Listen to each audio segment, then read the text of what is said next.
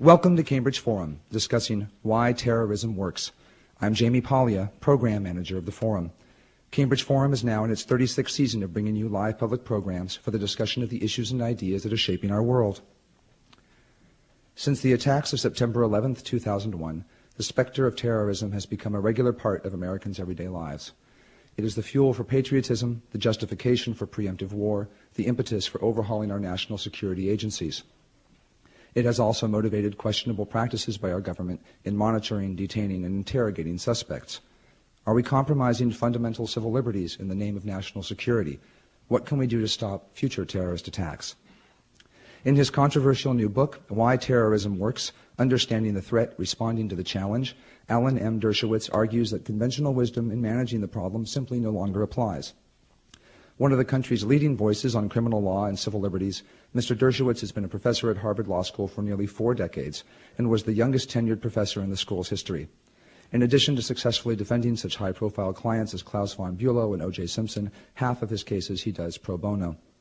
He is the best-selling author of Supreme Injustice, Reversal of Fortune, and Reasonable Doubts, among many others. Time magazine called him the top lawyer of last resort in the country. Never one to shy away from controversy, please welcome Alan Dershowitz.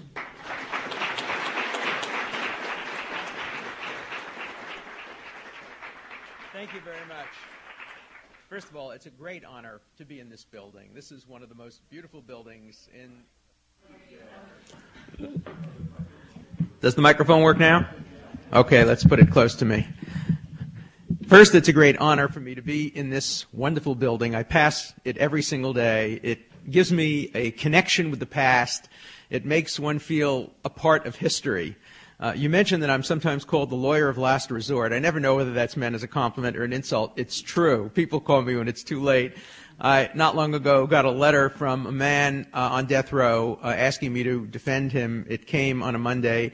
I called death row, and he had been executed the previous Friday, and I took the case because he wrote in his letter that he thought probably the letter would get to me too late, but he wanted to be vindicated after death, and he wanted DNA tests to be taken to try to prove his posthumous innocence. Sometimes it has a humorous element. When I was in Israel a few years ago and I was introduced as America's lawyer of last resort, the Israeli newspaper Yediot Achronot got it wrong in translation, and they described me as America's last resort lawyer. With this cold weather, I wish it were so. I'm going to talk about a very difficult subject tonight, and a subject which has no promise of a happy ending. For better or worse, terrorism is the defining issue of our age. In one several-hour setting, the world changed. The world changed for all of us. Our vulnerability was demonstrated to the world. Our continued exposure to threats of terrorism changed everything. It changed the future of American politicians, the face of American politics, and it made us all, I think, rethink basic principles. I had previously been working on a book called Shouting Fire, in which I set out a theory of rights, which I called nurtural rather than natural and experiential. Rights are based on experience. They don't come from tablets. They don't come from heaven. I hope I can say that in this place. They don't come from locked boxes or nature. They come from the experiences of human beings, and primarily they come from wrongs. Rights are built on wrongs. We see wrongs, we experience them, we want to make sure they don't recur, and we create rights in order to prevent the recurrence of wrongs. So many of our rights in this country grew out of the horrible experiences with slavery. So many international rights grew out of the horrible experiences with the Holocaust. And now terrorism has become an experience, a wrong, and new conceptions of rights will grow out of that terrible experience, for better or worse, and we control our own destiny. Tonight I want to speak briefly, because I'm told that we want to devote most of the time to a discussion. I want to briefly talk about several myths that I think relate to terrorism and try to expose the myths and open them up for discussion. The first myth, and the most dangerous one of all, is that the root cause of terrorism is desperation, frustration, dispossession, occupation, etc. It's total nonsense when you think about it. So many groups of people in the world today are tragically dispossessed and desperate and frustrated, and almost none of them engage in terrorism. There's no terrorism in Tibet. Tibet has been occupied for almost 40 years. We're seeing cultural genocide taking place in many parts of the world where the worst forms of despotism exist. We just don't see terrorism. Now, it may be true that desperation and frustration may incline certain people, like in the Middle East, to be willing to become suicide bombers and to become terrorists. That's certainly true. Not always the case. The September 11th hijackers, killers, were not desperate or dispossessed people. They were elite, educated people from wealthy families who chose terrorism as a tactic. But even for the suicide bombers, for example, in the Middle East, no suicide bomber ever decides to strap the bomb on himself and target innocent civilians. Somebody makes that decision for him and increasingly her. And the people who make those decisions are elite leaders who have adopted terrorism not out of desperation, often not as a last resort, but often as a tactic of first choice. Take, for example, Palestinian terrorism, which I write about extensively in my book. It doesn't start as the result of the occupation. It starts in 1929 when terrorists murdered 68 Jews at prayer in Hebron who had lived there for centuries and centuries in the ancestral home of Abraham. There was nothing about dispossession or frustration. These were the dominant people murdering people who had been their neighbors, but people of a different religion for many years. Between 1929 and 1947, terrorism was rampant in the Middle East. In 1948, when Israel was established as a state and the Palestinians had an opportunity to have their own state alongside Israel, instead, they engaged in terrorism. They bombed Tel Aviv from the air. They blew up places. And there was counter-terrorism. Terrorism was a tactic. It was chosen because it does have a root cause. And the root cause of terrorism is its success. Whenever it works, whenever it's rewarded, it persists. It worked in 1929. As the result of the terrorism of 1929, Britain changed its policy from the Balfour Declaration to the White Paper restricting immigration. When Menachem Begin blew up the King David Hotel, terrorism worked. The British changed their policy there as well. Probably the most striking example of terrorism working was between 1968 and the current time. 1967, Israel occupies large parts of Palestine as the result of a war waged against it, initially by Egypt and then Syria and Jordan. Terrorism is not used as a last resort. It starts in the beginning of 1968. Right away, airplanes are hijacked. It becomes globalized. Athletes are murdered at the Olympics. An airplane is shot down with 43 people on it, Swiss Air. Other airplanes are attacked. Global terrorism becomes a tactic of first choice. And it immediately gets rewarded. The United Nations says, oh, you're terrorists. You must really have one heck of a cause. We are now going to invite you to the United Nations and give you special observer status. In my book, I have a chart. Probably if you don't read anything else in the book, it would be worth looking just at the chart, which lists every single act of Palestinian terrorism between 1968 and the present time. I'm not even talking about terrorism in Israel. I'm talking about just global terrorism outside of Israel on one side of the page. And on the other side of the page, it shows the rewards that were reaped by the terrorism. And it became a no-brainer. The Palestinians themselves believed that their terrorism is what got them recognition, is what got them status, is what got them acknowledgement by the United Nations. By the middle of the 1970s, more countries recognized the PLO and Palestinian statehood than recognized Israel. And so, of course, it was going to persist. As Tom Friedman, the Pulitzer Prize winner, wrote recently, if terrorism is allowed to succeed in the Middle East, it's coming to a theater near you. And I think he's right about that. And that creates the great dilemma. You don't want terrorism to succeed. You don't want to reward terrorism. And yet there are legitimate root causes, not of the terrorism, but of the grievances themselves. And how should the world deal with a group of people who have legitimate grievances, whether it be the Tibetans who don't use terrorism or the Palestinians who do use terrorism? You can't ignore it. Well, what's happened is the world has divided its response into two. When it comes to groups like the Tibetans who don't use terrorism, they've gotten nothing. They've gotten absolutely nothing. They can't get United Nations observer status. They're not even regarded as an occupied country. The UN has decided that China has properly occupied Tibet. And so the UN has become part of the problem, not part of the solution. But the Palestinians have been given special status, and in large part because of the terrorism that they've used. So in order to use the traditional rules of deterrence and disincentives, two things have to happen.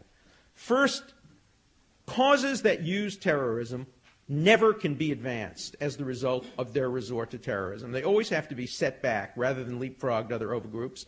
And second, groups that don't use terrorism have to be rewarded for their not using terrorism. Now, we've done that in the past. The Indians were rewarded by statehood when they used Gandhi's nonviolent approach. African Americans have achieved a modicum of success, not enough, by following Martin Luther King's approach to nonviolent civil disobedience. But it's been a mixed picture because other groups have been rewarded. Now, take, for example, again, the Palestinian cause. Palestinians have a legitimate grievance. So do the Kurds. So do the Chechens. So do the Armenians. So do the Basques. But if you ask people today in most college campuses around the world who believes that the Palestinians ought to have a state, every hand goes up, including my own. And if you ask them about the Kurds, they say the who's. And if you ask them about the Tibetans, some of them know. If you ask them about the Basques, they've heard of them. But the Palestinians have been brought to the focal point of attention, not because their grievance is greater. Indeed, there is already one state with a majority of Palestinians. There is no Kurdish state. There is no Tibetan state. There are arguments on both sides of the Palestinian issue. It's very hard to find an argument on both sides of the Tibetan issue. Clearly, the Tibetans ought to have independence and the right to practice their religion and the right to practice their culture. But terrorism has proved its success. The second myth I want to briefly talk about is that one man's terrorist is another man's freedom fighter. No, no, no. There are no such things as terrorists if you accept that view. Everybody's a freedom fighter. Nobody has ever called themselves a terrorist. Recently, Abu Abbas, the man who headed the capturing of the Achille Lauro, remember the boat in which a man, an elderly American, was bound to his wheelchair, shot and thrown, struggling into the Mediterranean? He did it. He said, but I'm not a terrorist. I'm a freedom fighter. Now, Al-Qaeda, on the other hand, they're terrorists. Terrorism is something that other people are, but we're not. Everybody thinks they have a legitimate claim to the status of freedom fighter. So if you ever accept the notion that there is a concept called a freedom fighter who is morally and legally able to murder children and women and non-combatants deliberately to target them, then you've ended the war against terrorism. Then you've immediately invited everybody simply to make the case for why their claim is different. Recently in an interview, somebody said, but what if a group is dispossessed? And what if they're occupied? And what if the only recourse is terrorism? And my answer is, then they shouldn't accept that recourse. What if the only recourse is torturing babies? What if the only recourse is, doing, you name it, the most horrible thing in the world? Sometimes you don't have a recourse. Civilized society draws limits. And the limits that we should draw and must draw are occupied people have the right to try to escape the occupation by opposing the military, the police, maybe even the civil servants, but not the non-combatants, not the innocent civilians, not deliberately and willfully targeting the most vulnerable. We have to have limits. And we finally have to do with terrorism what we did with piracy in the 19th century. In the 18th century, every country had its pirates. French had their pirates who attacked the British. The British had their pirates who attacked the French. And one person's pirate was another person's merchant marine. And finally we said, no, piracy is a crime against humanity, an international crime. It should never be permitted. And we put an end to it in the 19th century. We had our terrorists in the United States. We trained terrorists. We trained terrorists in Central America without any question. We trained the Taliban. We trained others. We can no longer say terrorism is okay if it's done under the auspices of the United States. Of course, the greatest trainer of terrorism of all in the history of the world was the Soviet Union. Indeed, if one looks at the graph of terrorism, one sees that as soon as the Soviet Union is broken up, global terrorism ends. There's basically a 10-year lull between the end of the Soviet Union and the beginning of Al-Qaeda, where there is virtually no global terrorism, because global terrorism requires a network The network prior to the end of the Soviet Union was the KGB and Stasi and other international Czech, German intelligence agencies, and after that it became Al-Qaeda. I'm not going to have time to go through the other myths, but I'll just outline them very briefly and open up the conversation to you. One is that terrorism doesn't work, and you can always point to groups for whom terrorism didn't work, and that's true. Terrorism has not worked for some groups. But the reason terrorism doesn't work for some groups is that it doesn't get rewarded. It doesn't get international support, and then it dries up. The only way to stop the terrorist is not externally, but internally. The cause itself has to stop the terrorism. For example, the pro-life movement in the United States has not really benefited from terrorism that was used early on. And so I think many in the pro-life movement have disassociated themselves from the terrorism because it hasn't furthered the cause. It has set the cause back. That doesn't mean we still don't have terrorism. Supreme Court of the United States heard a very interesting case today as to whether the RICO laws apply to Operation Rescue and other such groups. The Basques, it hasn't worked for the Basques. Recently, the Spanish government announced that it would no longer allow in the parliament the Basque party that supports terrorism, but it would deal with Basque independence groups that favor independence but don't use terrorism. So when terrorism works and when it doesn't is a very important distinction, and one, I think, which we can learn from. And the final point is that although we do have to rethink basic civil liberties, we do, as Thomas Jefferson told us 200 years ago, periodically have to rethink these. Civil liberties are not written in concrete. They do change with time. Hopefully they expand most of the time. But we do have to rethink. And in my own case, on September 11th, I started rethinking. I became even more stridently supportive of the right of free speech and dissent at a time like this. Nothing can be more important than the right to oppose your government's policies and the right to dissent from your government's policies.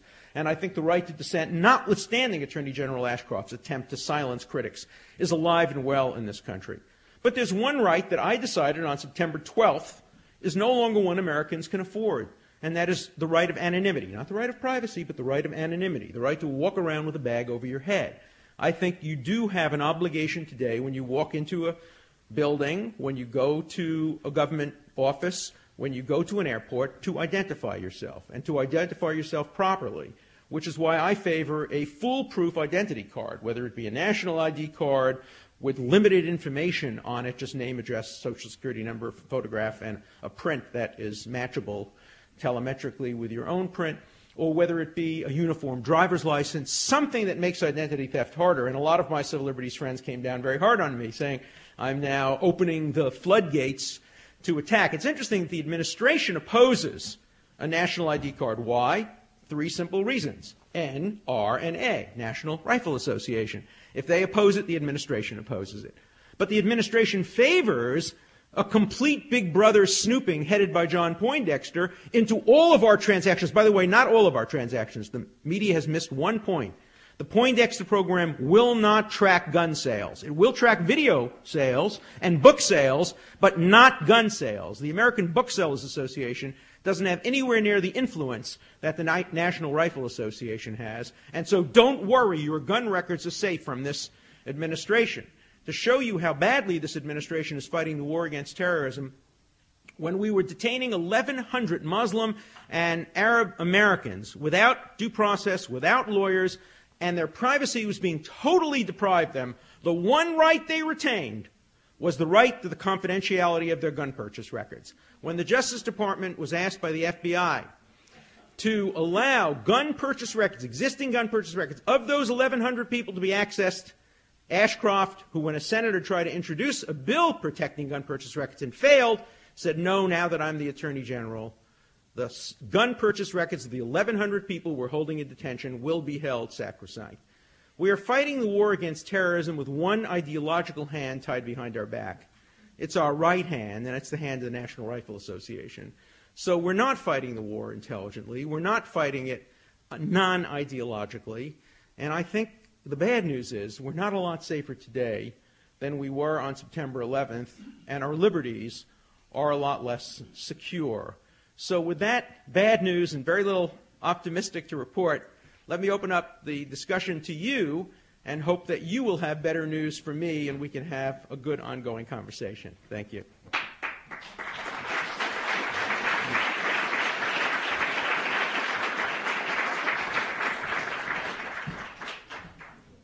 You are joining us at Cambridge Forum, listening to Alan Dershowitz discussing why terrorism works. I'm going to ask you the first question, Professor Dershowitz, because I know that a number of people here are probably going to be highlighting the criticism that you've received for other tactics that you at least describe, if not advocate in your book, among them limited use of torture, if there is an impending threat of a possible terrorist strike, targeted assassinations, a number of other measures. Why don't you take a moment to sort of set the record straight on what you think we should do and should not do? Okay. First, targeted assassinations. I love targeted assassinations. They are one of the best things and most protective of civil liberties, provided several conditions are met. Here are the conditions.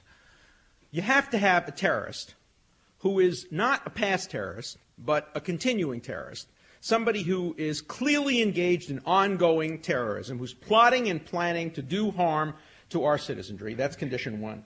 Condition two, he has to be beyond the reach of arrest and apprehension. He has to be somebody that we cannot bring to justice legitimately. And he has to be somebody that we can kill or disable without hurting or killing anybody who's innocent. If those conditions are met, think of the options. The alternative options are traditionally just let it happen. We can't do that. We can't let terrorists continue simply to target our civilians if we know with a relatively high level degree of certainty that they're going to do it. And the other is we go and we bomb them, which is what we've done in the past and what we did in Afghanistan, and that inevitably kills lots of people. But if we can target a person and literally take him out without hurting anybody else, we really can, in effect, achieve the legitimate goals. This is warfare, after all, a fight against terrorism, without collateral consequences, which is why I think targeted assassination gets a bad name, but it's a very good thing when you consider the alternatives. Now, it can get out of hand, obviously. I don't support the administration's announcement that we can target any American citizen who is a member of al-Qaeda. That's not enough. But what we did the other day in killing an al-Qaeda member, a leader, a man who was clearly involved in ongoing acts of terrorism, and, if the reports are correct, killing 6 of his associates, but not harming anybody else, in that respect, targeted assassination is exactly the opposite of terrorism. Terrorism is untargeted assassination. It's killing masses of innocent people. Targeted assassination is focusing surgically on the cancer, removing it without getting in the healthy cells. Obviously, if we can do it by arresting the person, if we can pluck them up and arrest them the way we did to Reed or the way we did to some of the others, it's much better for a lot of reasons. First of all, better alive than dead. I oppose capital punishment. Now, how can I oppose capital punishment in favor of targeted assassination? Very simple. I also favor self-defense, and I oppose the death penalty. I oppose the death penalty because the alternate to the death penalty is life imprisonment. We have the person. We have him. He's in our prison. We're either going to kill him or we're going to put him away for life. As between those alternatives, I of course strongly prefer putting him away for life and not killing him. But the alternatives when it comes to self-defense or when it comes to targeted assassination is letting the killer continue to kill us or killing him first.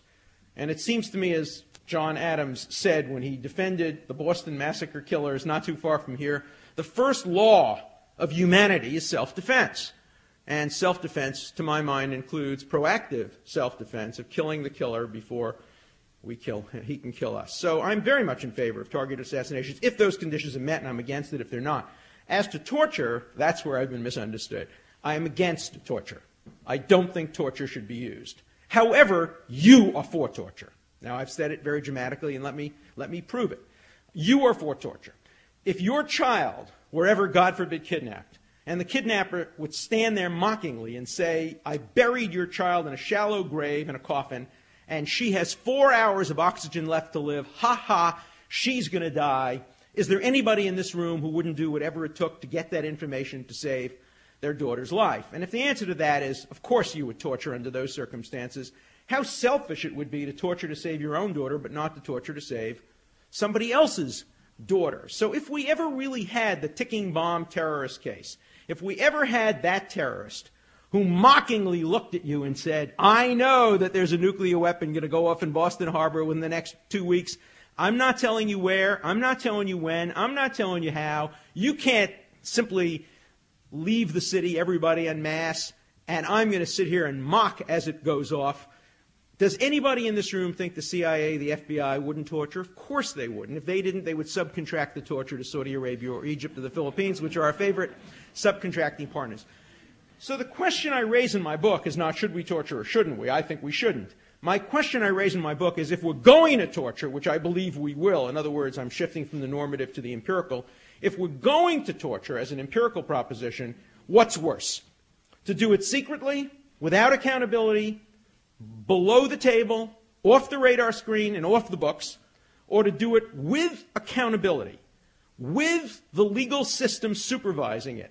And I make the very strong argument, I think, and I spell it out in 35 or 40 pages in my book, that the worst possible solution is the one that the world has adopted up to now, the French system, the French model. The French tortured 11,000 people in Algeria and never admitted it once. In fact, they only prosecuted one person for all of those 11,000 tortures, a general, not for the torturing, but for writing a book admitting he had tortured. That's the crime in France. Admitting it. It reminds me of the old joke of the person during Stalin's time who said Stalin was a fool, and he was arrested not for slander, but for revealing a state secret. Now, I don't want to live in a country which has state secrets like that. If we're going to torture, I want to know about it. I want to know what the criteria are. I want to know who's approving it. I want to know what torture we're permitting. I want to know whether it's lethal or non-lethal. I want to know all of those things so I can stop it, so I can control it. And so my argument is if we're going to torture, let's do it openly. Let's have torture warrants. It's a heuristic that I propose. It's a challenge. It's an in-your-face challenge. You want to have torture? Let's have torture warrants. You don't want to have torture warrants? Let's not have torture. It's a challenge. It's been misunderstood, but I stand by it. I'm going to ask one last question before I open it up. You've also taken a lot of heat by critics who say that you're using this sort of thinly veiled treatise on terrorism against the United States to promote a Zionist agenda, essentially. And you do say that you have devoted a lot of the book to the Palestinian perspective on this and the history of their terrorism. Why don't you clarify your position on this? Well, there's no clarifying. It's absolutely right. I mean, I do make the case against the Palestinians and for the Israeli response to terrorism, which I think the United States should generally adopt. And I think they have generally adopted the Israeli approach to preventing terrorism. That's why I have Arafat and Osama bin Laden smilingly on the cover. Osama bin Laden learned from Yasser Arafat. Yasser Arafat is the master terrorist. He's the one who taught Osama bin Laden that terrorism works. And you can't understand Osama bin Laden's terrorism unless you really understand Yasser Arafat.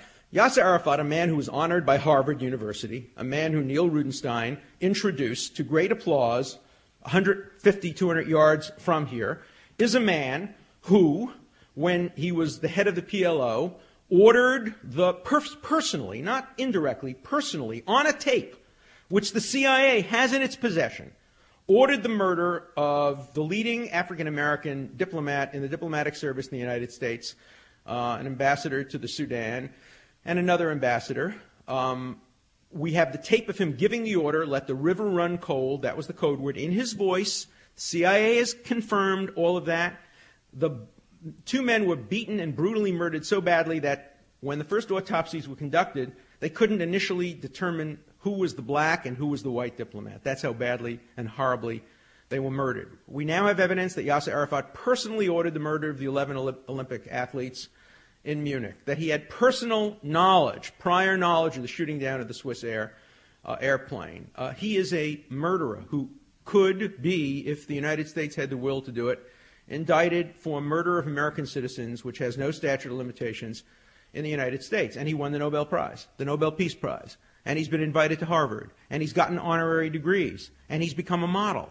He became a model not only for Osama bin Laden, he became a model for the men who blew up the Oklahoma building. They cite both Thomas Jefferson and Yasser Arafat as people who were lauded around the world. Jefferson for his claim that we need violence every few years to water the seeds of democracy, and Arafat for becoming a nationally recognized leader. You cannot understand terrorism and its success in the world without understanding the way the Palestinians have used terrorism to turn a cause which was maybe a 6 on a scale of 10 compared to the Kurdish 7, the Tibetan 8, the Basque 5, and turned it into the 9 on a scale of 10 by using terrorism. Unless you understand the successful use of terrorism, you won't understand how to deal with current threats.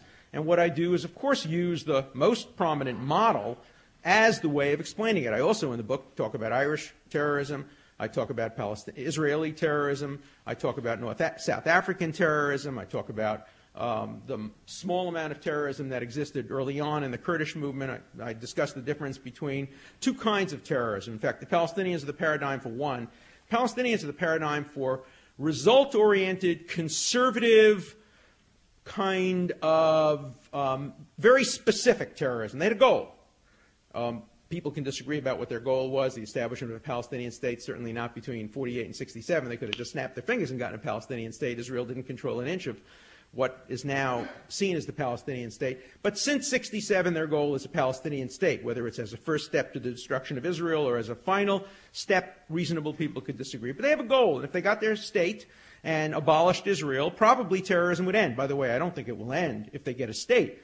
I think Hamas and Islamic Jihad and Hezbollah will continue terrorism, as they've said on their website, until they have made the entire Middle East Judenrein, free of Jews. But there is a goal. Now, al-Qaeda terrorism doesn't have a specific goal. It's apocalyptic, it's otherworldly, it's not deterrable. You can't disincentivize people who think that the ultimate goal is to be given to them in heaven, not on this earth.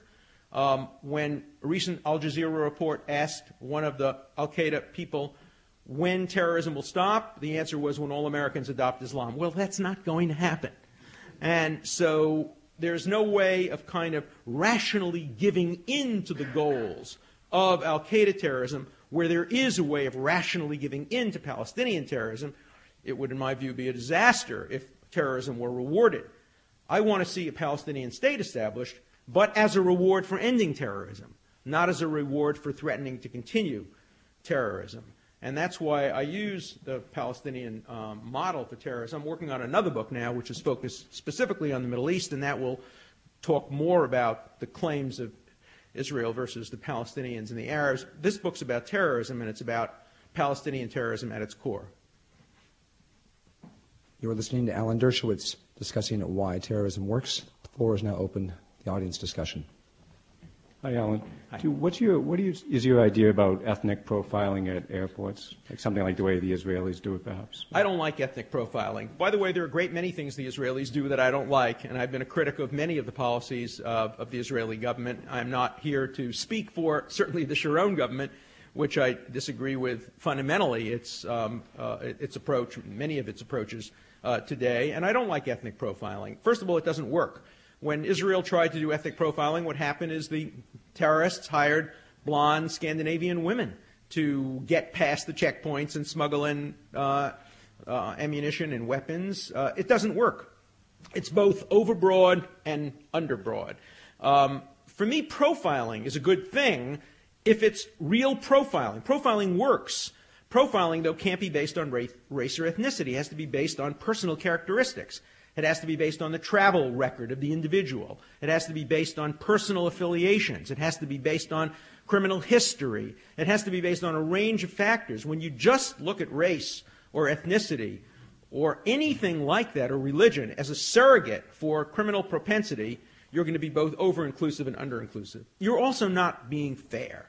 It's just not fair to put everybody who is of a particular race or ethnicity or religion excuse me, into the same category. It's not the way America should be looking at the faces and colors and genders and religious practices of people. We can do better, and we can do better without sacrificing on our security, which is why I'm so opposed to racial or ethnic profiling. Go ahead. Hello. You have said that Israel should bulldoze a Palestinian village every time a suicide bomber detonates himself. How can you justify this given that it just disregards international law, namely collective punishment of innocent civilians? It's a good question. Let me tell you what my position actually is, and then let's talk for a few minutes about collective accountability, which I am a strong supporter of, collective accountability, but I'm an opponent of collective punishment. So I want to clarify exactly where I stand on the issue. Here was my proposal. My proposal was that Israel was not doing an effective job in what it was doing and what it still continues to do, and that is after a terrorist attack, it goes and finds the house in which the terrorist lives. Of course, it clears it of everybody, and then it blows up the house and destroys property. That is, it punishes the terrorist who's dead by, in effect, punishing his family and destroying the house. It's been ineffective for a lot of reasons. First, the Iraqis pay for the house to be rebuilt, and the house is rebuilt at double its value. Second, it makes for terrible public relations to see a house blown up. Third, Al Jazeera reports that the houses are blown up with people in them, which is, of course, false. So what I've argued instead is taking that policy and saying, if you're going to use that policy, at least use it sensibly. Here's what you ought to do. You ought to, first of all, announce that for a month or 2 months, there will be no reprisals whatsoever to any terrorist attack. You're going to break the cycle, so nobody can say it's a cycle. So Israel will not respond to the next 5, 6, 10 acts of terrorism. It will simply do nothing. It will tie its hands for a period of time so that the world understands this isn't a cycle, that the next terrorist attack isn't reprisal, it's simply an initiation of terrorism. But it will announce in advance that not it's going to blow up a house or a couple of houses or a small cluster of houses, a village, but it will specify which house and which houses it will destroy so that the people who live in those houses will put pressure on the terrorists not to blow themselves up. So that the terrorist knows that when he blows up a bus and kills 15 Israeli children, or blows up a school or a pizzeria and kills 15 Israeli adults or school children, he's not only blowing up that bus, he's also blowing up a few houses empty of people, which are very, very important to him. So let's talk about collective accountability for a minute. It's a good thing, not a bad thing, collective accountability. We live in nation states. We are accountable for each other. Iraq is now being collectively punished for its leader by the sanctions that the United States imposes on it. Germany was collectively punished after the Second World War because the vast majority of Germans voted for Adolf Hitler, and many were complicit, though not all were complicit. Germany was promised by Hitler, if you kill the Jews, you will be richer. He got a lot of support for that. There is a continuum of accountability. Remember the case in Fall River a few years ago when a woman was raped on a pool table? The woman was raped by a man who actually raped her, 2 men who held her down, 3 men who blocked the way so that others couldn't rescue her, 5 men who didn't place the phone call, and 10 people who clapped and applauded as she was being raped. Every one of those people was collectively accountable for that rape. The rapists were only the people who actually raped her and held her down. But the others had a continuum of accountability. The same thing is true with the suicide bomber. The man who straps the bomb on the child is guilty. The woman who poses with her son prior to him becoming a suicide bomber and says, "I am so proud that my son is going to blow himself up," she is accountable. Yasser Arafat's wife, who makes a speech from Paris saying, oh, only if God were to give me a son, I would be able to have a son who would become a suicide bomber. She is accountable. People who raise money for the Holy Land Fund, knowing that that money is going to terrorists, they are accountable. People who lend their homes to terrorists so they can stay there overnight and plan the terrorist attack, they are accountable. We must understand that there is a continuum of accountability. International law is wrong when it creates a clear line between civilianality and the military. Here's an example of where rights have to follow wrongs.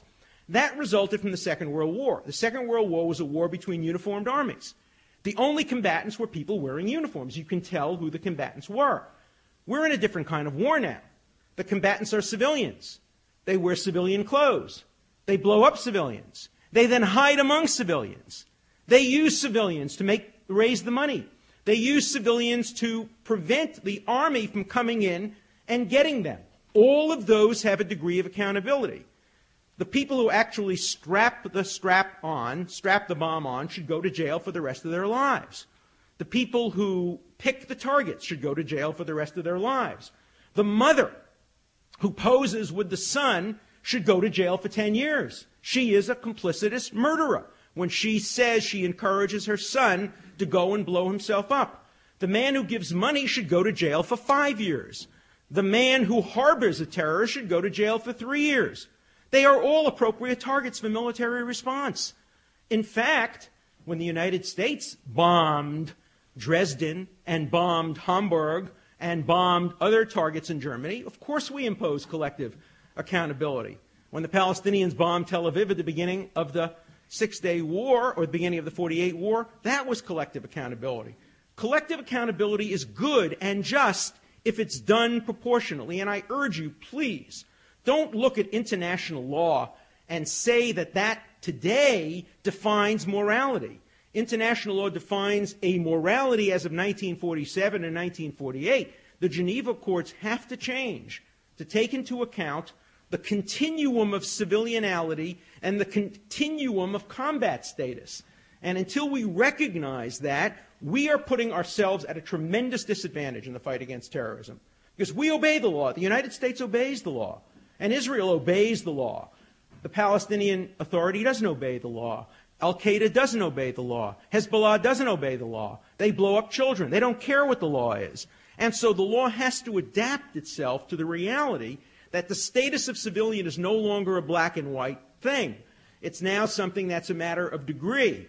And I think the policy that I proposed is a good one. I actually proposed the secondary response, too, and I said, Israel ought to announce now that it will give back all the land it captured in the 67 war. But every act of terrorism that takes place 2 weeks hence, 100 square feet of that land will be permanently annexed to the State of Israel and will bear a plaque naming the terrorist in whose honor that land has permanently been forfeited from the Palestinian Authority.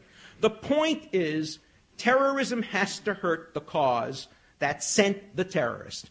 Otherwise, nobody will ever stop terrorism. We can't stop the terrorist. Only the cause that sends him can stop him. And that's why the punishment has to be directed at that cause. My book is designed to make you think about these issues. I'm not in power. I can't enact these issues.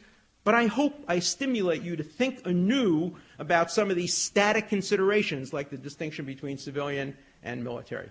Did you have a follow-up? For the record, your policy recommendation remains a disregard for international law that's accepted by a change of international accepted by all of the civilized world, as you called it. All of the civilized world accepts the prohibition on torture, yet there are over 150 countries that torture. No country in the history of modern times. No, but I would hope you, as a well-regarded lawyer, would stand up for international law. And with Absolutely that, I will not. stop. Absolutely not. That's the last thing you ever want a lawyer to do, is accept current law just because it's the law. That's what Hitler's Germans lawyers did. They said, Recht ist Recht, the law is the law, and all good lawyers are responsible for defending law. I don't defend the law. I spend all of my day in class attacking the law, all the time. I attack every Supreme Court decision, every piece of legislation, virtually all of the constitutional amendments. I'm against the Second Amendment. I'd love to see it changed. I'm against many of the provisions in our Constitution, and I'm against the current Geneva Accords. They don't reflect reality. And, you know, all of your trying to get me to feel guilty about wanting to change the law are not going to make me feel guilty about it. When the law is wrong and the law is bad, I'm going to advocate changing it. I'm not going to advocate disobeying it. I'm going to advocate changing it. And I think that this is a law that clearly invites immediate change. Go ahead. Yes, good evening, Mr. Dershowitz. You said that we were not fighting terrorism very effectively. Right. And that the second myth was that one person's freedom fighter is another person's terrorist. Right. But you also mentioned that Menachem Begin blew up the Right. King David Hotel, and Abba Eban noted that this group did not shrink from armed attacks against predominantly Arab civilian populations. Which group? You mean the Begin group? Yeah, the Likud Begin group should have been thrown in jail. Right. But I'm not here to defend Begin's group. But Begin also boasted that Dair Yassin was essential for the creation of modern Israel, and Bush says that we will not support countries which harbor terrorists. And it seems to me that my sense is that terrorists struck us because we have been supporting terrorists since 1948, and they finally found a means to strike back. Since 1948. Right? Yes, since 1948, and they have finally found a means to cross in other respects, but in regard to Palestine, and you know what I mean. No, I don't. You mean what you're saying they is were not the Jews started they terrorism. Were able to, well, Mr. Greenway in the Globe said recently that the PLO based its organizational tactics on Irgun. Right, and that's in fact a part of a PLO propaganda leaflet that he got it from. Let me give you the facts, and then you can comment. Let me give you the facts. May I just ask you one thing? Sure. Doesn't it? And a NATO ambassador recently told Bush that the way to fight terrorism is not to kill the octopus, but to drain the swamp. And the swamp seems to me to be our support of a state which consists of a land which was 2% Jewish in 1900, and then they came in and created a state largely through terrorism, and we weren't standing idly by on September 11th, 2001, but have been fighting that war. Okay, let me give you the facts. Be a more effective way to fight terrorism. No. To stop giving $10 million a year to Israel. No, it would be the worst way. It would be the worst way to fight terrorism. It would mean, first of all, we'd have to cut off all aid to South Africa because there was far more terrorism by the ANC in South Africa than there ever was by any combination of all Israeli groups. Now let me give you some facts. 1900. You said the population was 2%. I wish we had maps here. Here's what we're talking about. In 1900, Palestine consisted of what is now Israel, what is now the Palestinian Authority, and what is now Jordan. That was the Palestinian Mandate, an enormous, enormous piece of land. In fact, 3% of that land was occupied by the Jews. That's a fact. But the part of that tiny part of that land that became Israel in 1947 as the result of the petition had a plurality of Jews, more Jews than any other group. Jerusalem has had a Jewish majority since the first census in the year 1800. It is a myth to think that Israel was populated by European Jews who came there in 1947. Now, what about the Jews who came there in 1945? Let me tell you who they were. They were Jews from Hungary, many of them, who, when they were about to be sent to Israel, the Grand Mufti of Jerusalem, who was living in Berlin at the time and was a close ally of Adolf Hitler, wrote a letter, and I have a copy of the letter, wrote a letter to Adolf Hitler in which he urged him not to send those Jews to Palestine where they would remain alive, but to send them to Auschwitz, where they would meet certain death. The Palestinian Authority, the Grand Mufti, the head of the Palestinians, was deeply complicit in the Holocaust. In 1917, the Palestinians were again on the wrong side of the war. The Jews in Israel, who at that time were a very substantial population, had never engaged in a single act of terrorism, didn't own a rifle or a gun except in self-defense, and had cleaned out the marshes of Israel, and had built an enormous, beautiful city called Tel Aviv on the coast, with land purchased from Syrian absentee landowners, thereby attracting a large number of eastern Palestinians from across the Jordan to western Palestine to help support the growth of the land. At that point in time, Israel got the Balfour Declaration as a reward for its support of England in the First World War. You generally get statehood for being on the right side of a war, not on the wrong side of a war. The Palestinians were every time on the wrong side of the war in this century. They were on the wrong side of the First World War, the wrong side of the Second World War, the wrong side of the Gulf War. They're on the wrong side of whatever campaign we're fighting against terrorism today. And so in 1947, what the UN did as a matter of law is it set up essentially 3 states in the Palestinian Mandate. One Palestinian state with 2/3 population Palestinian called Jordan. It imposed a Hashemite king on that country as it did on the country of Iraq. It then took the rest of Palestine, called Western Palestine, everything west of the Jordan, and divided it exactly in half in proportion to the population. It gave to the Jewish state that part of the land in which there was a Jewish plurality. It gave the other part of the land to Palestine. In 1947, all the problems of the current Middle East could have been solved if the Palestinians had simply accepted the Palestinian state as the Jews accepted the Jewish state. Instead, they bombed Tel Aviv, bombed Degania, bombed Netanya, tried to kill the civilian population, said that their war was a genocidal war. Israel established itself as a state. Between 1947 and 1967, there was rampant, massive terrorism. A group called the Fedayeen, headed by a young man named Yasser Arafat, leading it, crossed over the borders, this is before any land was occupied, and murdered hundreds and hundreds of Israelis, including a group of nurses, doctors, and professors on the way up to the Hadassah hospital.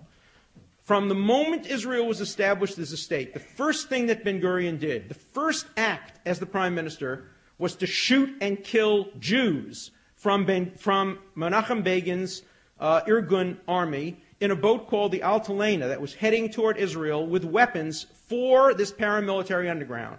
Killed 10 Jews on the boat, sank the ship, and announced that Israel is a state. It will never tolerate paramilitary operations. It will never tolerate terrorism within its shore, and it put the Irgun and the Stern Gang completely out of business.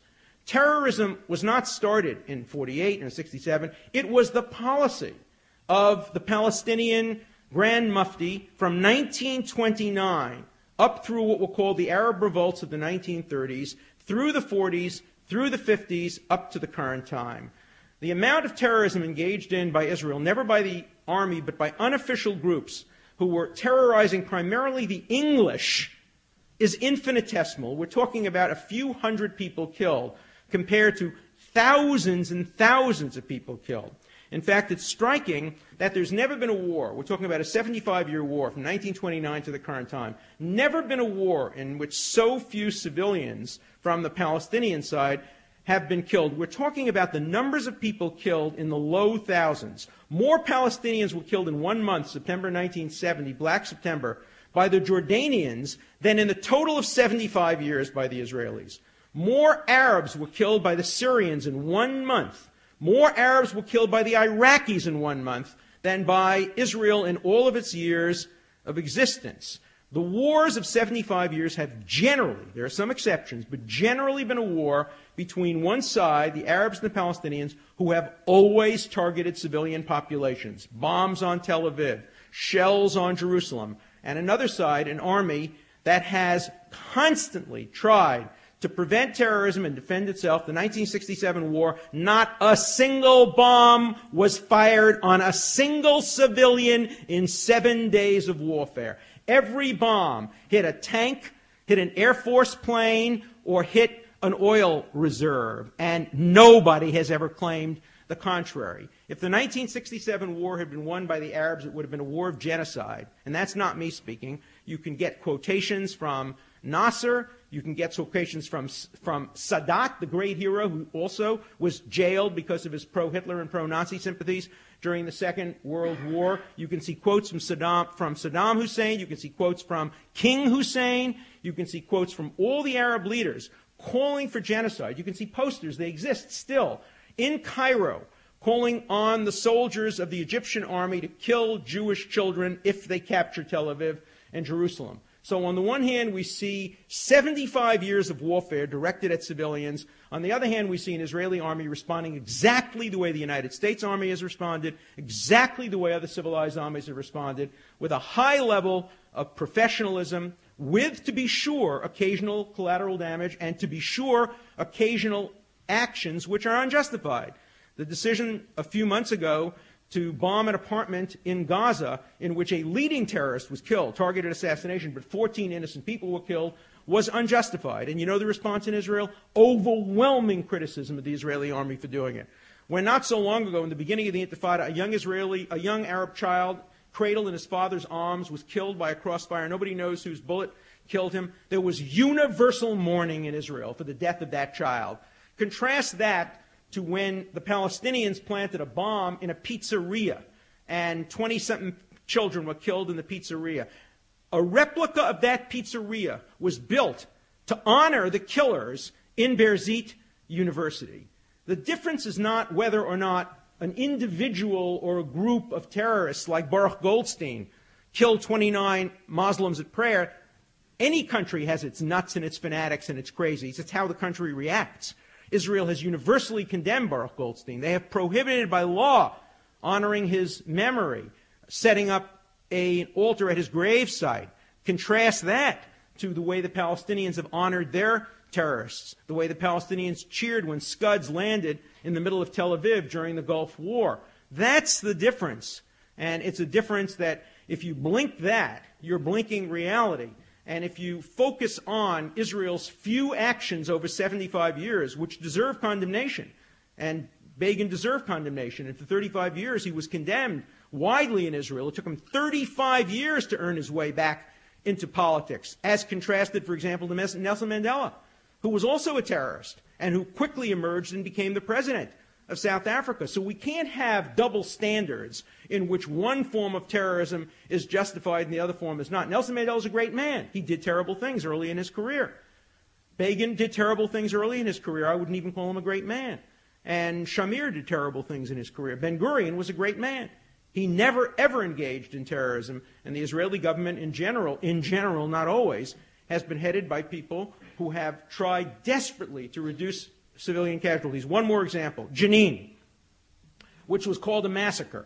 And then when the world looked at Jenin, they discovered that Israel, instead of bombing Jenin, which any other country would have done, which the United States did in Afghanistan, causing massive civilian casualties, the Israeli army sent in their own soldiers retail. 23 of them were killed in the process. They went door to door trying to root out terrorism. They are to be praised, not condemned for that. They're the only country that hasn't, in a wholesale way to retaliate against civilian attacks, dropped bombs. We did. We bombed Hiroshima. We bombed Nagasaki. We bombed Dresden. We bombed, with England, Hamburg.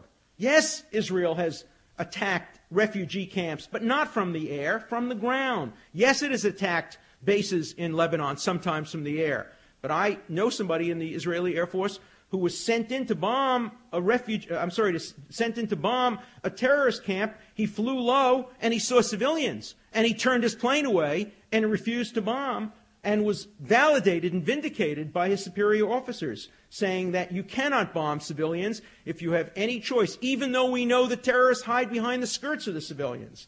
So I think it is absolutely wrong to compare the targeting, willful, deliberate targeting of children and women and civilians with the inadvertent occasional killing of civilians, in large part because the terrorists hide behind the civilians. No, Israel is not the cause of terrorism. The cause of terrorism is that it has worked, and that it has been acknowledged, and that it has been rewarded. That's the cause. Just a couple of follow-ups, and I Please. appreciate Yeah.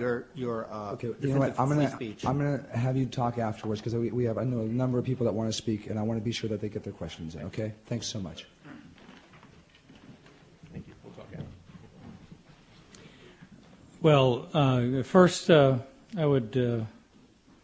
agree that I like your point about looking at the root cause, and it gives rise to my question, which basically is, could the rights groups be part of that root cause? Now, where I'm coming from this is you mentioned Tibet, and I admire that country, and as you have also mentioned, and the Dalai Lama, as I understand it, mentioned something very briefly that his notion was, especially on the rights groups, that some people feel that the world's problems are so pressing, so therefore the social and political action should take precedence over individual development. So I see that manifested by myself. I see that manifestation in rights groups going out and deciding to march. It always seems a boomerang on them. But anyway, he goes on to say they tend to justify their own aggressive attitudes and then use those same aggressive attitudes to go out and affect change. Real problem then, bottom line, is their own confused state of mind and aggression only. I'm going to interrupt you. I want you to try to move this along. Yes, one more sentence, please. Okay. So, The real problem, their own confused state of mind, and aggressions only contribute to the basic problems instead of solving them, and you've seen huge outcries from the Islamic community about don't impose this politically correct ideology upon Islam. Question. Well, I think there's a big difference between what kind of rights you're asserting. I've marched in many protests asserting the rights of people all over the world, including the rights of Tibetans and including the rights of Jews in the Soviet Union, including the rights of Christians in Africa, and including the rights of Muslims and Arabs in the United States who've been detained. I think if rights are neutral and applied in a single standard across the board, they're wonderful. But when you read a divestiture petition, such as the one that's going around Harvard — by the way, I learned yesterday that Noam Chomsky has now disassociated himself from divestiture, saying he never approved of it, never agreed with it, but he signed the petition. This story will appear in the Crimson tomorrow. I was interviewed by a Crimson reporter today, and I just couldn't believe my ears, but he was reading me the quotes from Chomsky, confusing the whole world as to whether he agrees with divestiture or not. When you take a country like Israel, which if you rank countries in terms of human rights compliance, has to rank in the top 5%, certainly, and you divest only from it and ignore countries which massively violate human rights, like China and like Saudi Arabia and like Egypt, which executes homosexuals, and like Jordan, which executes women who engage in sex outside of marriage, and like Jordan, which did I say? I meant Saudi Arabia executes, and Jordan, which tortures the relatives of captured terrorists in order to put and you say only Israel tortures. By the way, the United Nations has only condemned Israel for torture. Does that mean I'm obliged to follow the United Nations? The United Nations lies. And when the United Nations lies, I disbelieve them. I'm a human being. I have autonomy. I don't believe what the United Nations says when it says only Israel tortures, when Israel's Supreme Court is the only Supreme Court in the modern world which has ever actually outlawed categorically any use of physical force, in a recent decision by President Barak, who said that he knows that as the result of this decision, innocent Israelis will die.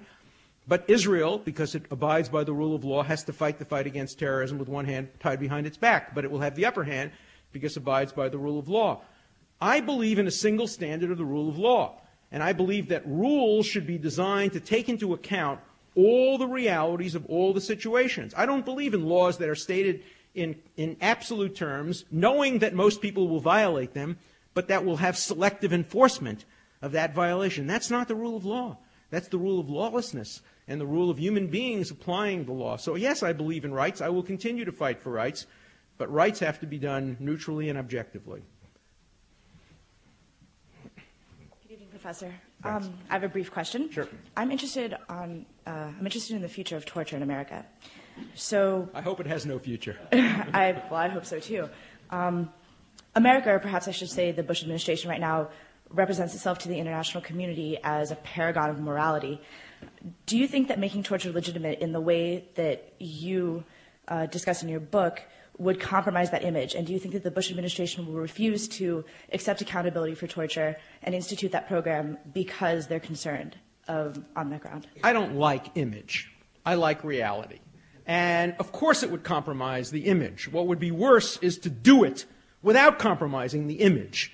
I think the worst thing you can do is maintain your image, the way the French maintained their image of being law-abiding and complying with the Geneva Accords while they were ruthlessly torturing thousands of people. My job as an academic is to get beneath image and get to reality. So my hope is that the United States compromises neither its image nor its reality. My hope is that it will never, ever, under any circumstances, torture. I hope we would have the courage as a country to stand up and say, there are things we just don't do. But if we were to torture, the worst thing we could do is care about our image and pretend we weren't torturing and cover it up and do it off the books. We tried that a couple of times. Nixon tried it when he had his off-the-books plumbers. That's been a great success. Iran-Contra was an off-the-books foreign policy. That was a great success. I mean that, obviously, cynically.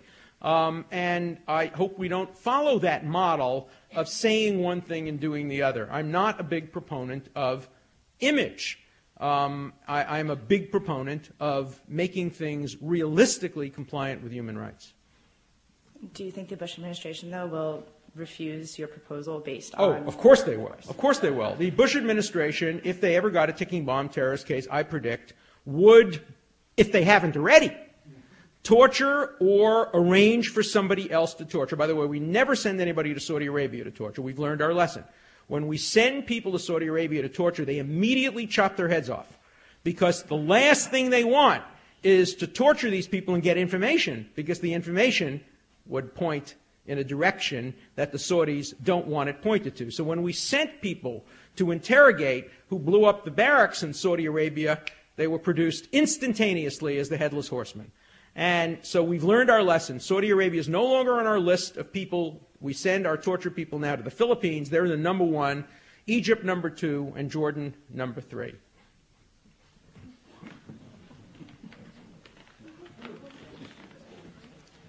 I just have 2 comments.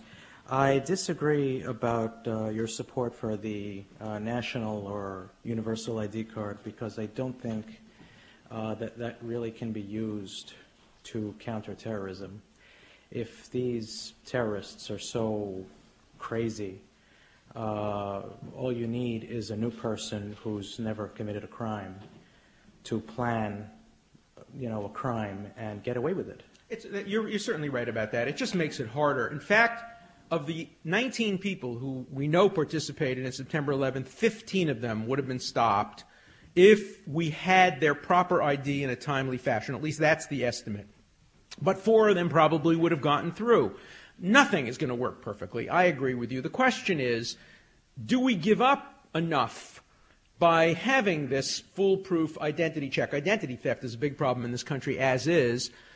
Do we get enough in exchange for what we give up? It's a close question. I'm not going to go to the mat on that proposal. It's, again, I want to make it clear, I'm an academic. My job is to stimulate discussion. When I throw out proposals, it's designed to be lightning rods. I'm an agent provocateur. I don't make policy. Nobody has adopted any of my ideas ever. But they certainly have gotten a lot of good discussion going. So that's my job. In fact, some people have said, you don't really believe in that stuff, do you? Well, I do, but I wouldn't go to the mat for the national ID card. It's not something that I care deeply about. It's something that, on balance, seemed to me to be a good idea to begin a discussion about, and you could probably persuade me that it's not a good idea. My other comment was about your comparison with Palestinian and Israeli terror. Right. There's no comparison, is my point. I think it's an abomination to even suggest a comparison. That's like comparing Hitler's genocide with the French resistance. I mean, there's just no comparison. There is really good and evil in this world, and Palestinian terrorism is an unmitigated evil, and the Israelis have been trying their best to respond and have overreacted very often and have done things that we don't agree with and have acted the way a democracy is expected to act, with great fallacies. But there's a very big difference in strength. I mean, if you're going to compare the 2 states. Well, if you compare the Arabs, terrorism is not Palestinian. Terrorism has been something, I mean, the Al-Qaeda is Egyptian. By the way, the Fedayeen were Egyptian, Jordanian. There was terrorism from Syria. Hezbollah is Lebanese. So when you compare the strength of all the combined billion Arab nations with their combined armies to tiny little Israel. And let me throw one question at you too. I just want to throw a question and then I'll take your question. Do you agree with the following statement? If there were ever an Arab leader who had the military power to destroy Israel and forbore from doing so, that Arab leader would be overthrown? That every Arab leader today, if they could do it, would and must try to destroy Israel. The only reason Israel survives is its qualitative military superiority.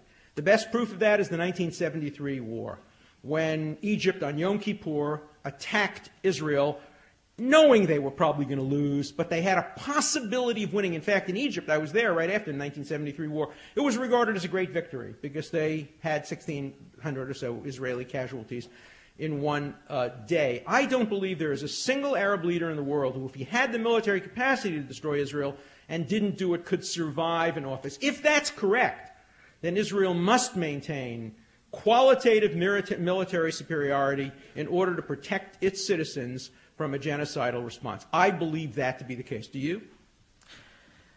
I'm not too sure to comment on that. My next question was about, what I wanted to emphasize was that there are different types of terror.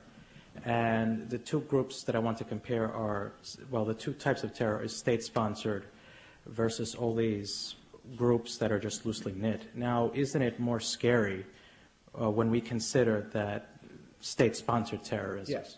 State-sponsored terrorism is much worse than, for example, the kind of terrorism that blew up Oklahoma City. Now, there's an intermediate form of terrorism, which is state-sponsored without return addresses. Hezbollah is state-sponsored terrorism. Everybody knows Hezbollah is sponsored by Iran and Iraq. Everybody knows that. And Syria sponsors terrorists. Everybody knows that the KGB sponsored terrorism for many, many years. Afghanistan sponsored al-Qaeda terrorism. So we're talking about three kinds of terrorism. I agree with you that individual terrorism, like the kind at Oklahoma, wasn't dangerous. But I think that the kind of terrorism that we're seeing in the world today is state-sponsored. And, of course, the word terrorism begins with state sponsorship. The first use of the word terrorism was by the French government right after the French Revolution. Le terror was a state. Stalin had state terrorism. The Nazis employed state terrorism. That is all terrible. I want to have you have a follow-up to the question. But I don't think one can categorize what Israel is doing today as state terrorism. Once it became a state, terrorism stopped. And whatever else you can call it, self-defense, overreaction, I don't think you can call it terrorism. I don't think anybody has ever seriously claimed that Israel, that as a government, ever targeted a child, ever targeted a non-combatant, ever willfully and deliberately killed somebody who was not believed to be a terrorist. Now, they have killed people. They have killed people who turned out, like the 94-year-old woman who was in the car yesterday, but the car was going 80 miles an hour through a prohibited zone. It was in an area where just previously a car going that speed with a bomb killed a bunch of Israelis who were at a checkpoint. They asked it to stop. They made a terrible mistake. It's under investigation. And if it turns out that the Israeli soldier shot, he will be court-martialed. And he will go to jail, as Israeli soldiers have in the past. The government will not tolerate the willful killing of individual non-combatant citizens. Killing people by accident because they seem like terrorists happen every day in this country. Well, policemen do that. What about coercion? It's not terrorism. What about coercion? Not coercion killing. Of what? Of innocent civilians. Coercion in what way? What do you mean? Some coercion is good. For example, if you get a terrorist and you coerce him into telling you where the next terrorist act applies without physically torturing him, that's a good thing. I'm not talking, what about East Jerusalem?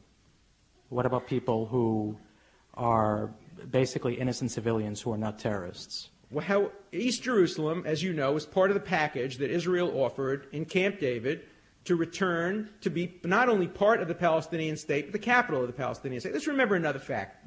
1995, Israel gives up control over the occupied territories. It moves out of Nablus, it moves out of Bethlehem, it moves out of East Jerusalem, it moves out of all the major Arab population centers. At that point in time, less than 5% of Palestinians are under any kind of Israeli control, 1995. Terrorism begins again in 2000, Israel reoccupies. Let me throw the question back at you, the what-if question that I always like to ask. What if Israel were to do everything even Chomsky wants it to do? What if it would do everything? Give back all the territories. Have a law of allow the refugees to return. Establish a Palestinian state with the capital in Jerusalem. And as the result of it, terrorism increases. Not decreases, increases. Hezbollah says, oh my God, we've gotten Hebron back, we've gotten Nablus back, now we're going to get Tel Aviv and Haifa back. It increases. What then does Israel have the right to do? Does it then have the right to reoccupy? Does it then have the right to bomb the cities? Does it have the right to treat the Palestinians as a state that has declared war?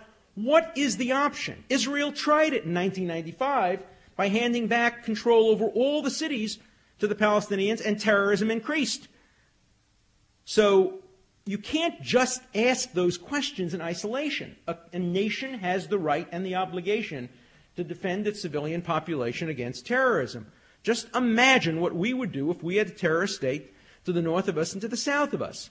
We would surely occupy Montreal and Toronto and Mexico City if that was the way to stop terrorists from crossing our borders. And when terrorism stopped, we would leave. And if terrorism were to stop in the West Bank, Israel would leave, as it did in 1995. There was a period of 2 or 3 years when the peace process was going forward. By the way, Prime Minister was Netanyahu, not Barak, a tough right-wing prime minister. And that's when Israel left the major cities. That's when the peace process, the Oslo Accords, began to get into operation. And if the Palestinians hadn't started the terrorism again, Israel wouldn't be back in those cities. So to call the current situation part of a 35-year occupation is wrong. The occupation ended in 1995 and resumed in 2000. I'm going to move on to the next questioner. Thanks very much. Richie, my stalker. I have to introduce Richie. He comes wherever I speak. I love him because he reads everything I ever wrote, including the footnotes, including the acknowledgments. And he caught me in a mistake a couple of weeks ago on a quote that I misattributed to Barnum and Bailey, and instead it was to Mencken, and we made a bet, and I actually paid his bet. Speaking of bets, can I just take one point? Show you what you never believe in the newspapers. I debated Ambassador Rahman last night from the PLO over at Harvard. And in the course of it, he challenged a quotation that I was reading from my book, which was made by the communications director of the PLO. So he said, no, he didn't make that. So I leaned over to him, and right in the microphone, fortunately it was taped, I said, Ambassador Rahman, I will bet you an Israeli bond that my quotation is correct. And everybody laughed, an Israeli bond, that's a funny thing to bet. Today's Crimson, Alan Dershowitz leaned over and said, I will bet you an Israeli bomb. B-O-M-B, slightly different. The Crimson will be running a retraction tomorrow, but don't believe what you read in the newspapers. Richie, now correct me. What did I do wrong recently? Well, I want to thank you for your generous introduction, number one. You keep me straight. You keep me honest, I have to tell you. Okay. But your Chomsky revelation is very interesting. Yeah. And I'll be interested to see the full context. Right, so will I. I can't help but think of what he is on record as saying about you, of course, that you're basically a clown, that you're not very bright. Let me tell you what he said most recently. He said, and it'll be in tomorrow's paper too, that Dershowitz and Summers, I think I have the quote correct, would love to see Israel increase its I forget the word he used, the terrible word, is its outrages or its abominations against the Palestinians. So I don't know whether I'm in good company or bad company, but obviously that's not my position. But Chomsky, who has declared the axis of evil now to be United States, Israel, and Turkey. That's the new axis of evil. Why is I guess the only reason Turkey is in there is you need Turkey to make a sandwich. But I can't think of any rational reason why Israel, the United States, and Turkey. But, you know, Chomsky and I have had a thing going for many years. I've now recently challenged him to debate divestiture. Let's see if he accepts and takes up my offer to debate it. I'll be looking forward to it. I don't know what side he'll take. That's the problem. No, but regarding the prosecution of international terrorists, of Right. which you have some experience, I don't think many people know that you did involve yourself in the appeals case on the Lockerby bombers. Absolutely, and I'm very proud of the role I played in that. I haven't heard you say proclaim your pride very often or very many places. No. Let me be very clear. So I was asked by a British law firm to explore the possibility that the Lockerby disaster was caused in part not only by Libyans, but possibly as well or exclusively by the Popular Front for the Liberation of Palestine General Command. And there was a man named Abu Talib who was in a prison in a Scandinavian country who, in fact, was in Cyprus when the materials were purchased.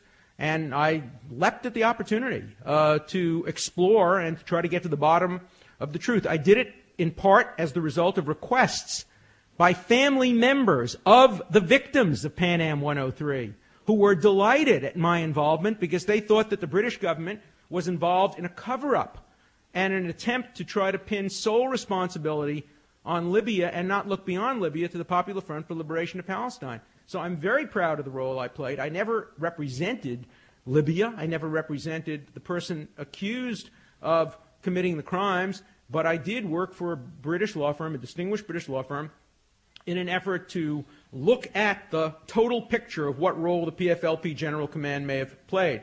I would continue to do that. I would do it proudly, and I've never shied away from it. There are letters to the editor in the New Republic.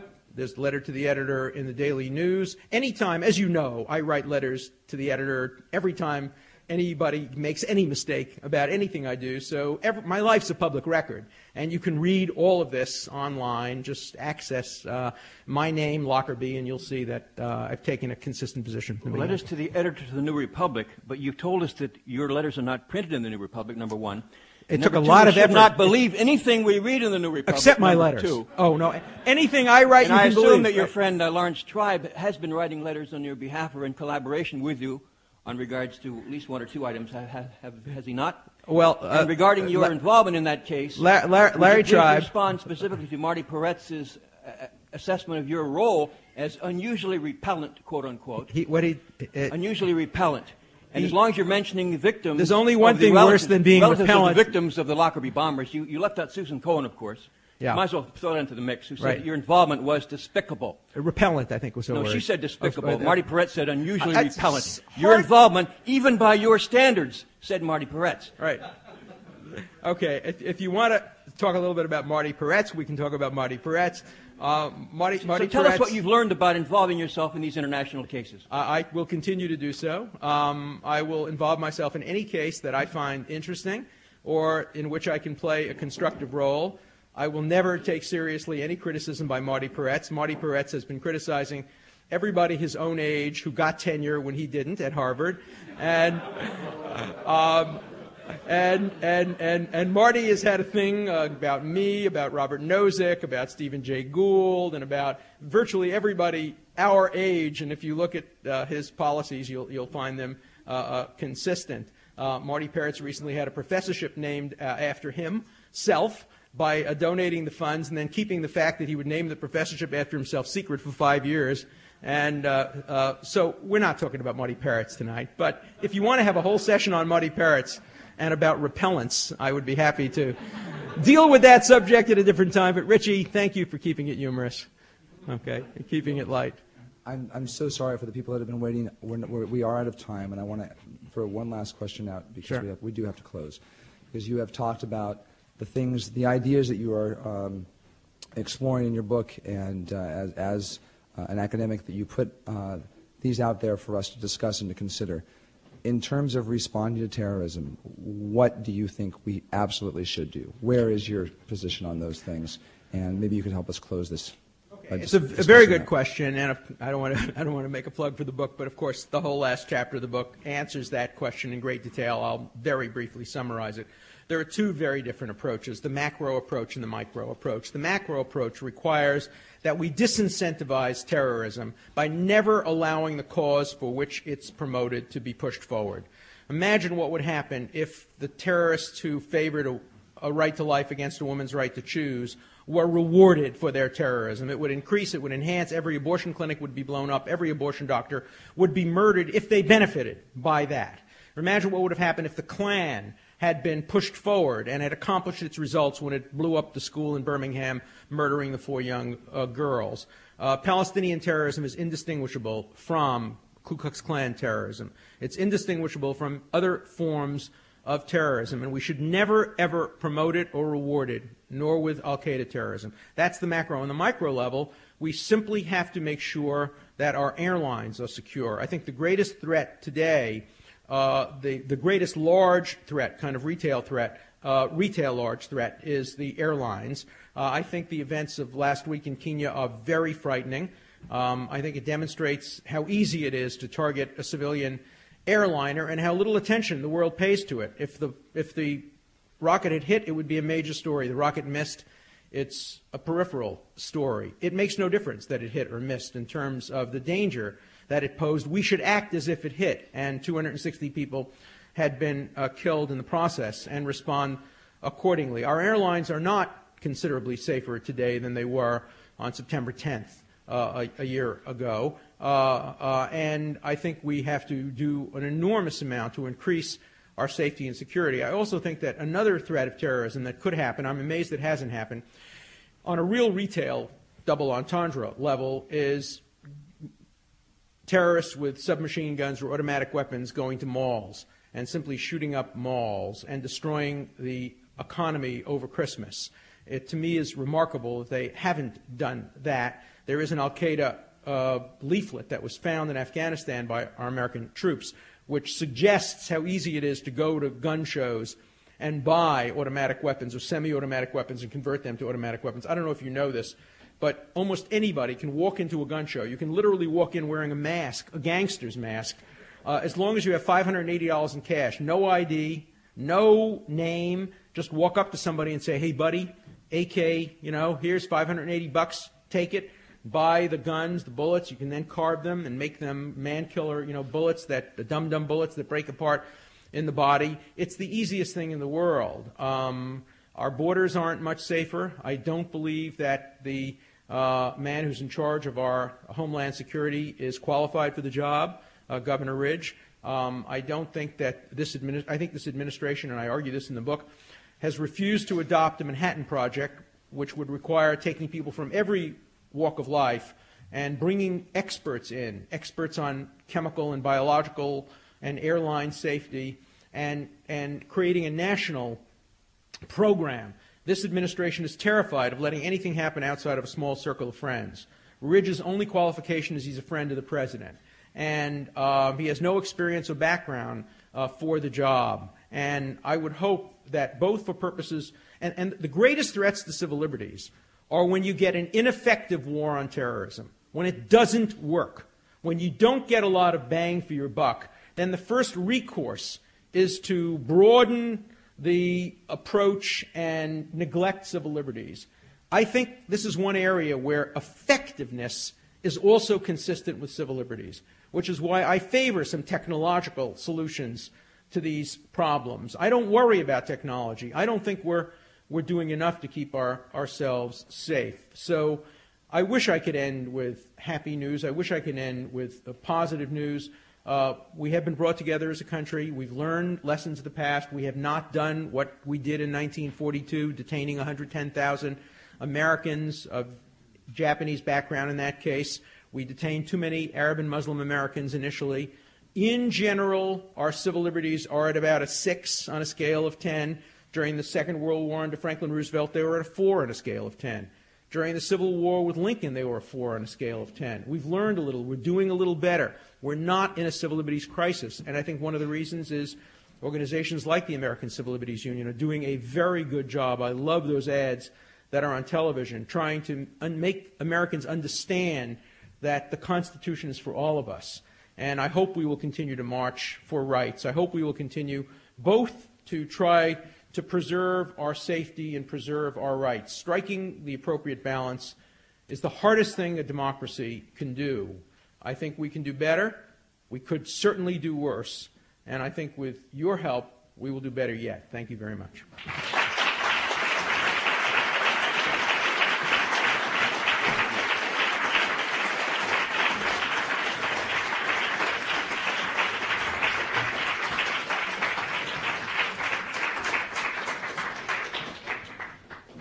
Many thanks to Alan Dershowitz. You've been listening to a program of Cambridge Forum, a free public forum in Harvard Square, Cambridge, Massachusetts, co-sponsored by the First Parish in Cambridge, Unitarian Universalist, the Lowell Institute, the Massachusetts Cultural Council, and the Friends of Cambridge Forum. For an audio cassette of this program entitled Why Terrorism Works, featuring Alan Dershowitz, recorded in December 2002, send a check or money order for $12 to Cambridge Forum, 3 Church Street, Cambridge, Massachusetts, 02138.